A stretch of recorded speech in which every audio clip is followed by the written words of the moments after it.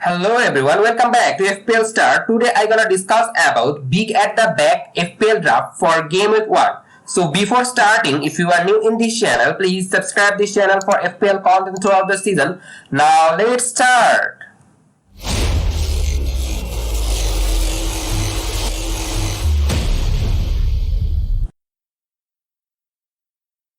In goalkeeping option in 4.5 million bracket, I think John Stone is the best one because if you look at the Crystal Palace defense in the last part of the season, they playing well defensively and their defense looks solid under their new manager. And if you look at the John Stone ownership, it's just 1.1%, very low ownership. A player who have got very high capability to get a lot of points, and that's why I think John Stone can be the one you should go for as your goalkeeping option. Now move on to the first defensive player in this draft, and the big at the back is Alexander-Arnold. In the last match in preseason, he's playing as a midfielder for Liverpool, and that's a very good thing for FPL because when a defender playing in the midfield, he usually get better chance to score goal. And also Alexander-Arnold was in the free kick and corner for Liverpool, so he's obviously a great asset. So if he continue to play in the midfield, and I think he will be a great FPL asset because if you look at the heat map of the player in last match, he eventually playing like a, I think, attacking midfielder. His position is lower than I think just only Darwin Núñez. Other than he was very advanced, so that's why I think Alexander-Arnold can be the one you should go for your first defender. Now move on to the second defender in this list, and is Estopinian. He is just 5 million, underpriced player and playing very advanced for Brighton, whose defense looks good. So I think Estopinian is a bargain one, and you should go for it. The third defender here is Luke Shaw. He is a bonus point magnet.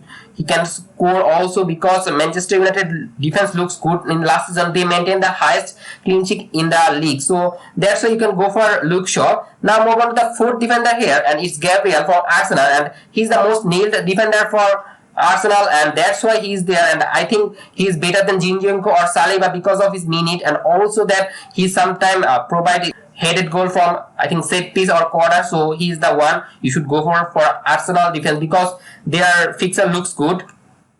Now move on to the last defender in this draft, and is a Pinnock, and he's just 4.5 million, a defender who can score goal. In last season he scored 3 goals last few matches, so I think he's a sure starter for Brentford, and also just 1.8% ownership, and Brentford got amazing fixture. Only in game week 1 they had got Tottenham home, but you cannot know that Tottenham can obviously concede goal because in last few matches they are conceding goals. So I think Pinnock can be a one, and he's just 4.5, a bargain one. Now move on to the midfield option, and first midfielder here is obviously Salah. As I go for the big at the back, so I think you should go for Salah because he has got the explosive point trait, and in game week 2 he has a Bournemouth home, and that's a big advantage for Salah. If you go for Salah, I think in game week 2 you can captain Salah.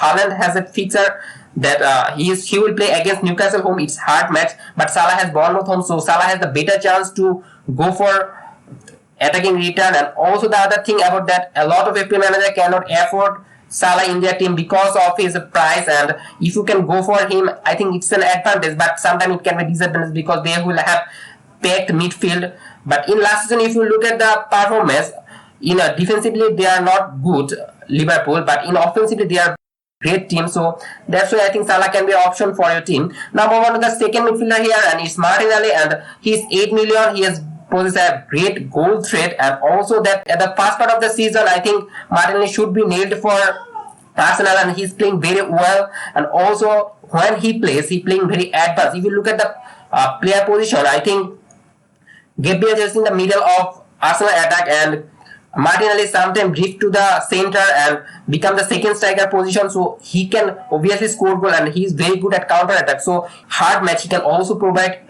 goal because of his counter attacking ability. Now move on to the third midfielder here, and it's Rashford, and he is 9 million, and in last season he's playing well. And if you look at the Rashford playing position, he is sometimes playing in the left wing, sometimes right wing, and in the center forward position, as Manchester United didn't sign any forward, so I think Rashford this season also can play as a centre forward option. So that's why I think you should go for Rashford, and he has got a very high ownership, 43.3% ownership, and the fixture looks good for Rashford. Now move on to the fourth midfielder here, and it's Mitoma. And if you look at the Brighton attack. In last season they are scoring goal. In few matches they are scoring 4 goals. Few matches they score 5 goals. So they are a very attacking side. And in left wing position, and I think that Mitoma is totally net. In other position there is competition for Marsh or inside. So but at present, if you look at the last part of the season, Mitoma looked to be nailed for Brighton, and he is very good dribbler and also the main attacking threat, and he can create a lot of chance. So I think he will start for Brighton, and as a 6.5 million midfielder, he is the best one here.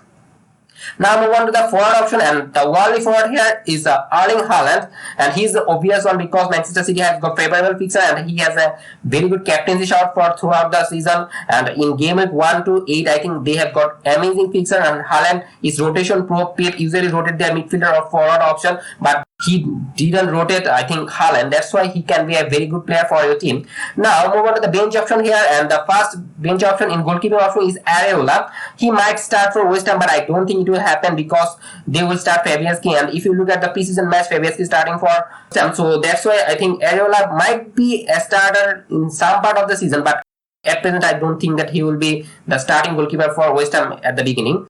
Now move on to the first sub in outfield player, and it's Adebayo, as this draft has just got one forward spot. So if Haaland somehow didn't play, then you need a forward to replace him. And in emergency, I think Adebayo can be one, just 5 million forward paying for Luton. Luton is not a very good side to attack, and the most important thing about Adebayo is that he taking the penalty for Luton, so it's an advantage for Adebayo, and he's just 1.5% ownership, so his price I think will not drop if he cannot perform or he's dropped from the team. So he's a very good one, 5 million bracket, so you can go for him.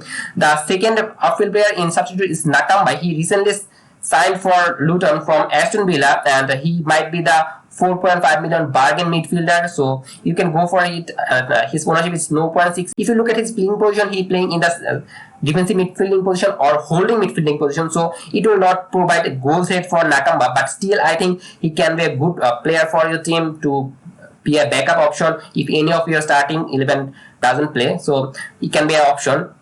The third one is Archer from Aston Villa. He is the, I think, second striker for Aston Villa. If Watkins doesn't play for Aston Villa, then I think Archer will play, and he is 7.2, so there is a risk that if Archer doesn't start for Aston Villa, then his price will be dropped, and that's a concerning thing. But other than that, Archer can be a 4.5 million good forward option.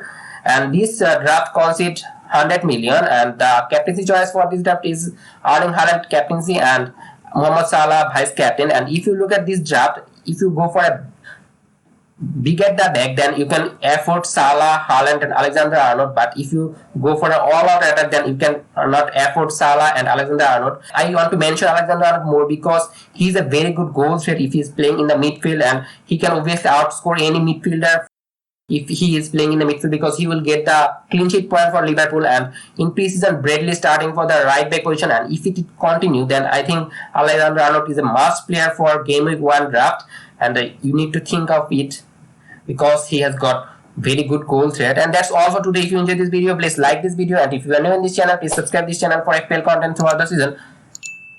Don't forget to press the bell icon. Good luck for your team.